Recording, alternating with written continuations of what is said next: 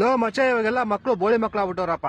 ಓದೋದು ಬರೀ ಅದೇನು ಮಾಡೋದೇ ಇಲ್ಲ. ನಮ್ ತಾತ ಮುತ್ತಾತನ ಕಾಲದಲ್ಲೆಲ್ಲ ನದಿ ಬೆಟ್ಟ ಗುಡ್ಡ ಎಲ್ಲ ದಾಟ್ಕೊಂಡು ಹೋಗಿ ಓದ್ಕೊಂಬತ್ತಾ ಇದ್ರು. ಓ ಮಚ್ಚ ಹಲೋ ನಮ್ ಮುತ್ತಾತ ಗುಡುಗು ಮಿಂಚು ಬತ್ತಿತ್ತಲ್ಲ ಅದ್ರಲ್ಲೇ 2-3 ಚಾಪ್ಟರ್ ಓದ್ಬಿಡೋರು.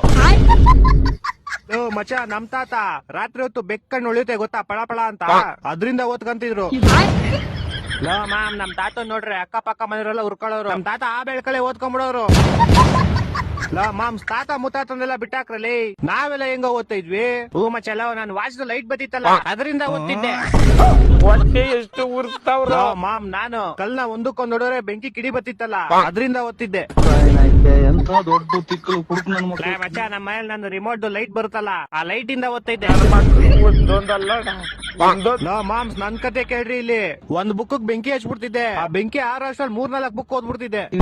ಕೊಟ್ಟಿದ್ ನನ್ನ ಮಗನಲ್ಲ. ತಪ್ಪ ಮಾಡ್ಬಿಟ್ಟೆ ನೀನು. ಏನ್ ತಪ್ಪ ಮಾಡ್ಬಿಟ್ಟೆ? ನಿಂಗೆ ನಿಮ್ ತಾತಂಗೆ ಓದಕ್ ಇಷ್ಟೊಂದ್ ಚೂಳಿದ್ರೆ ಒಂದ್ ಕ್ಯಾಂಡ್ಲ್ ತಗೊಂಡ್ಬಿಡ್ಬೇಕಾಯ್ತು. ಅಕ್ಕ ನಿಂಗೆ ನಿಮ್ ತಾತಂಗೆ ಓದ್ಬೇಕಂತ ಅಷ್ಟೊಂದ್ ಚೂಳಿದ್ರೆ ಬೆಳಗ್ಗೆ ಹೊತ್ತೇನ್ ತೆರಿತಿದ್ರ? ಬೆಳಗ್ಗೆ ಹೊತ್ತು ಓದ್ಕೊಬೇಕಾಯ್ತು.